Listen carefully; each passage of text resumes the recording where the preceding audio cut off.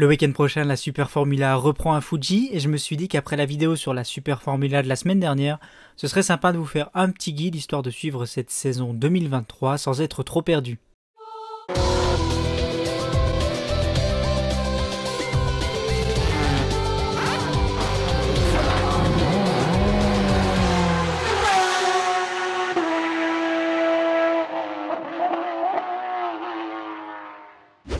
Cette année, il y a plusieurs changements à déplorer pour le championnat japonais et on va analyser tout ça en 3 points. D'abord en premier, on va parler de la SM23 avec toutes ses innovations. On enchaînera sur le calendrier et on va terminer par la grille en démarrant par les moins bonnes équipes de 2022 pour remonter jusqu'aux meilleures. Mais en guise d'introduction à cette vidéo, je vais vous parler de SFGO. La plateforme SFGO lancée en janvier 2023 fait partie du nouveau projet de la Super Formula, le Super Formula Next 50. Qu'est-ce que c'est que ce projet Super Formula Next 50, monsieur Joeren? Eh bien pour vous l'expliquer, il s'agit d'un projet lancé en octobre 2021 par la Japan Race Promotion qui est l'organisateur de l'ASF. Le projet s'est mis en place avec l'aide précieuse de nombreuses entreprises avec bien sûr le soutien de Honda et celui de Toyota. L'objectif, mettre en place une industrie durable pour l'avenir du sport automobile en utilisant l'ASF comme plateforme d'essai de pointe, notamment pour le développement de nouvelles technologies durables pour la mobilité et le divertissement. Mais revenons à SFGO. Je vous mets dans la description tout ce dont vous avez besoin pour utiliser SFGO. Le service fonctionne sur PC mais également via l'appli mobile SFGO. Vous installez l'application qui existe sur Android et iPhone, mais je vais vous montrer moi la version PC. Pour résumer, c'est un peu comme la F1 TV avec une version gratuite et une version payante. Vous devrez bien sûr d'abord créer un compte avec votre adresse mail, mot de passe, bon jusque là c'est du classique. Sur la version gratuite, vous aurez des archives vidéo, comment acheter vos billets si jamais vous êtes au Japon, des goodies, des infos sur le championnat, les pilotes, les équipes, etc. Sur la payante, pour 990 yens par mois, à peu près 6 € de mémoire je crois, vous avez ce que vous possédez évidemment sur la gratuite, avec en plus les qualifs et les courses en direct, avec les on-board, la télémétrie, les radios, etc., etc. Une fois que vous êtes enfin connecté, on vous demandera votre pilote et votre team favori. Moi j'ai choisi Ritomo Miyata et le team Toms, mais vous avez un vaste choix. Tout en haut de la page Home, vous pouvez retrouver les vidéos YouTube officielles de la Super Formula. Vous avez également les onglets Driver, Team et SF. Driver, c'est là que vous choisirez votre pilote favori et vous aurez affiché tout ce qu'il poste sur ses réseaux sociaux directement. Même principe pour l'onglet Team et celui de la SF où vous aurez toutes les informations du compte officiel. Si vous cliquez sur l'onglet Race, vous avez Rounds qui s'affiche ainsi que l'année juste en dessous. C'est ici que vous pourrez suivre en direct les séances de qualification et les courses. 2022 vous permettra de regarder les courses de la saison dernière et j'imagine que d'autres archives viendront bientôt enrichir la plateforme. Lorsque vous allez regarder une course, vous pouvez, à l'image de la F1 TV, suivre le pilote de votre choix. Mais plutôt que des mots, je vais vous faire une démonstration. Prenons une course au hasard, disons Autopolis. Nous voici donc sur la grille de départ à Autopolis avec Ritomo Miyata. Ça a sélectionné Ritomo Miyata puisque je l'ai sélectionné comme pilote favori. Si j'avais choisi un autre, ça aurait affiché un autre bien évidemment. Alors on va essayer de faire abstraction de ceci. Bizarre. Et on va essayer de se concentrer sur les choses importantes. Donc première chose que vous pouvez remarquer, c'est que nous sommes sur la vue embarquée du pilote. En bas à droite, vous avez le live global. Si vous voulez inverser les choses, c'est très simple, vous allez ici sur le petit drapeau à damier. Si vous désirez suivre la caméra embarquée en plein écran, c'est très simple, il vous suffira juste de venir ici.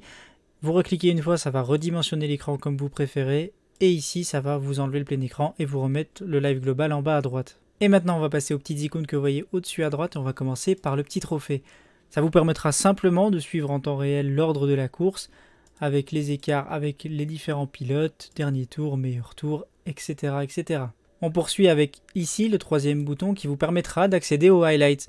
C'est quand même vachement pratique si on n'a pas le temps de regarder toute la course ou qu'on a juste envie de revenir sur les moments marquants de celle-ci, du départ jusqu'à l'arrivée, en passant par les pit stops, les éventuels crashs et le podium. C'est vraiment très très complet. Alors ici sur la petite icône de radio, vous avez les radios. Logique. Bah ouais, logique. Donc ce sont les radios en temps réel des pilotes. Donc là vous pouvez sélectionner le pilote que vous voulez et le tour auquel vous voulez écouter. Et enfin pour terminer en haut à droite vous avez une icône en forme de circuit. Quand vous allez dessus vous avez une carte du circuit avec donc bataille, focus. Alors là je sais pas comment ça fonctionne sur la fonction replay. Mais j'imagine qu'en live ça doit être bien animé comme il faut et ça fonctionne sans trop de problèmes.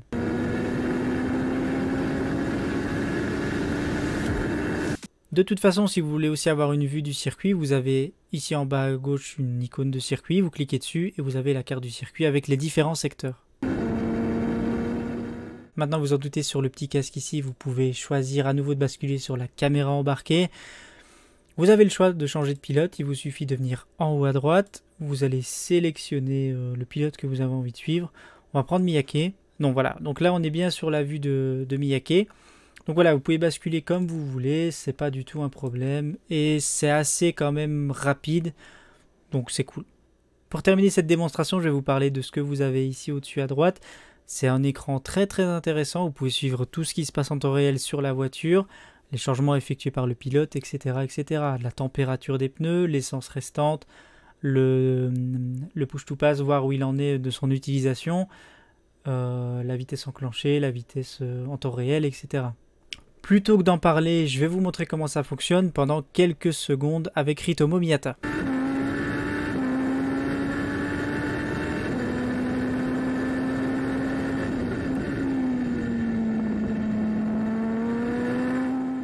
Est-ce que je vous conseille SF Go? La réponse est oui. D'une part, si vous aimez le sport automobile et plus particulièrement la Super Formula, vous allez être servi clairement pour à peu près 6 € par mois comme je l'ai dit un peu plus tôt dans cette vidéo. Vous allez pouvoir avoir les archives, mais surtout suivre les séances de qualification et les courses en direct, à peu près comme la F1 TV si je veux résumer grossièrement. Et de l'autre côté, en tant qu'Européen, c'est un service très pratique, puisqu'on n'a pas forcément la motivation de se lever très tôt le matin pour suivre les courses. Il nous suffira donc de se connecter sur la plateforme pour suivre la course qu'on a manquée, parce que nous étions en train de dormir. Et enfin, pour terminer, j'aimerais quand même ajouter un petit mot personnel. La Super Formula est un championnat incroyable. Du début à la fin, il se passe toujours quelque chose. Les courses sont folles. J'ai pas d'autres mots. Donc vraiment, vous ne serez pas déçus. Si vous prenez la formule payante, à peu près 6 € par mois, je le rappelle, vous en avez pour votre argent. Et c'est un championnat qui ne demande qu'à être connu beaucoup plus en Europe. Et j'espère que beaucoup d'entre vous vont sauter le pas. Comme vous le savez maintenant, et dans le cadre du projet Next 50, la SF aura désormais un nouveau châssis Dallara dès cette année. La SF19 laisse sa place à la SF23. Dans l'optique de devenir neutre en carbone, les nouveaux châssis ont été fabriqués à partir de matériaux biocomposites. Ceux-ci conservent le même poids et la même rigidité que les anciens, mais le tout est beaucoup plus green. Tout ceci vise à réduire les émissions de dioxyde de carbone d'environ 75%. Toutes les améliorations aérodynamiques du châssis vont favoriser les bagarres roue contre roue et le skill des différents pilotes pourra réellement s'exprimer, ça c'est plutôt cool. Pour les pneus, Yokohama, le fournisseur de la série, lance son nouveau pneu de course, neutre en carbone et fabriqué à partir de 33% de matières premières recyclées. Durant les tests, sur 5 circuits différents, plus de 10 000 km ont été parcourus, ce qui équivaut à peu près à 60 courses de Super Formula. Le calendrier de cette saison 2023 comportera 7 meetings pour un total de 9 courses. La saison va s'ouvrir à Fuji avec 2 manches pour enchaîner avec Suzuka, Autopolis, Sugo, à un retour à Fuji avant d'aller à Motegi et de finir la saison à nouveau sur 2 manches et encore à Suzuka. Et maintenant, passons à ce qui va composer la grille de la Super Formula en 2023.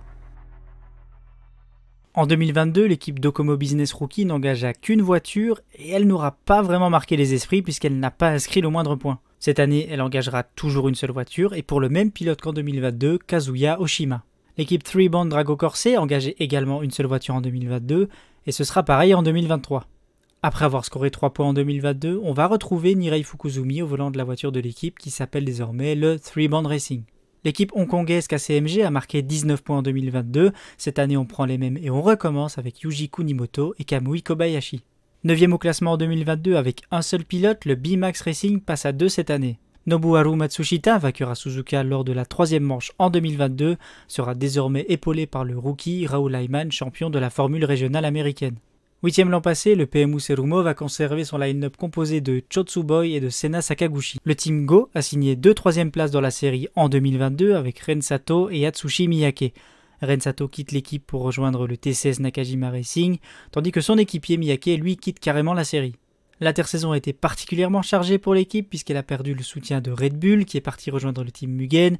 Ce manque de revenus a bien sûr laissé planer le doute sur sa participation en 2023, mais ils seront bien là sous le nom de TGM Grand Prix avec au volant Toshiki Oyu qui fait le chemin inverse en quittant le Nakajima Racing.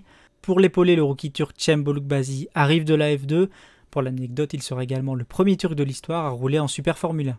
Le Team Toms, qui a conclu l'exercice précédent avec 59 points, renouvelle son line-up avec au volant le français Giuliano Alesi et Ritomo Miyata. Le TCS Nakajima Racing accueille Sato et Peroyu, ça je vous l'ai déjà dit, mais de l'autre côté du garage, elle va conserver Naoki Yamamoto, qui espère rebondir après une saison 2022 assez difficile. Dans De Lyon Racing, 4e en 2022, conserve Tadasuke Makino pour cette campagne. De l'autre côté du garage, Hiroki Otsu s'en va. Il est remplacé par le rookie vice-champion de Super Formula Light, Kakuno Shinota. 3e l'an dernier, Kondo Racing alignera toujours Kenta Yamashita. À ses côtés, nous aurons le retour de Kazuto Kotaka dans le championnat. Le pilote de 23 ans revient en SF avec le titre de Super Formula Light. Vice-champion par équipe, le team Impul espère conquérir les titres en misant sur la stabilité. Pour ce faire, ils ont renouvelé le contrat de Yui Sekiguchi et celui de Ryo Hirakawa. L'an dernier, le team Mugen a dominé les 2 championnats. Ukio Sasahara quitte l'équipe pour devenir pilote de R&D Toyota pour la partie Super Formula et pour disputer le Super GT avec eux. Pour le remplacer, l'équipe pourra compter sur le pilote de réserve Red Bull et AlphaTauri, le néo-zélandais Liam Lawson. À côté de lui, nous avons le double champion en titre de la série, Tomoki Nojiri. En 2022, le pilote a écrasé la concurrence avec comme moins bon résultat une 4e place. Je répète, moins bon résultat, une 4e place. Il aura bien entendu à cœur d'aller décrocher une 3e couronne consécutive de la plus belle des manières une nouvelle fois. Voilà, on a fait le tour de la grille. Avant de clôturer cette vidéo, je vais me mouiller un peu et vous sortir quelques pronostics. Je pense que Nojiri est favori à sa propre succession, mais il faudra surveiller Yamamoto qui est assez revanchard et Ritomo Miyata. Allez, je vais mettre une pièce sur Miyata. Pour le meilleur rookie, je dirais que Kakuno Shinota peut nous impressionner et faire même mieux que Lawson. Salut, c'est moi du futur. Alors ce que vous avez entendu jusqu'à présent, ce que vous allez entendre après, c'est le moi du passé qui vous parle, même si là c'est le moi du futur qui sera déjà du passé quand la vidéo va sortir. Enfin bref, la semaine prochaine, nous devrions avoir l'annonce d'un partenariat entre Gran Turismo et la Japan Race Promotion qui organise la Super Formula. Ce partenariat entre donc dans le cadre du projet de développement de la Super Formula. A priori, à partir de fin avril, les utilisateurs de Gran Turismo 7 devraient voir débarquer sur le jeu la SF23. Pour le moment, Fuji, Suzuka et Autopolis sont déjà présents sur le jeu. Est-ce que Motegi et Sugo vont les rejoindre? Ça, seul l'avenir nous le dira. Je vous laisse avec le mois du passé. C'est donc la fin de cette vidéo, j'espère qu'elle vous aura plu et donné envie de suivre cette saison de Super Formula. Je vous invite à laisser le petit like et l'abonnement si vous avez apprécié le contenu. N'hésitez pas également à lâcher le petit follow sur Twitch puisque je vous annonce que cette saison, on regardera ensemble la Super Formula. Bon, faudra se lever tôt, mais avec un petit café, un petit croissant, sera idéal pour se poser avec moi pour les règles de la SF. Toutes les informations se trouvent dans la description de cette vidéo. Rendez-vous le 8 avril à Fuji. Ciao ciao!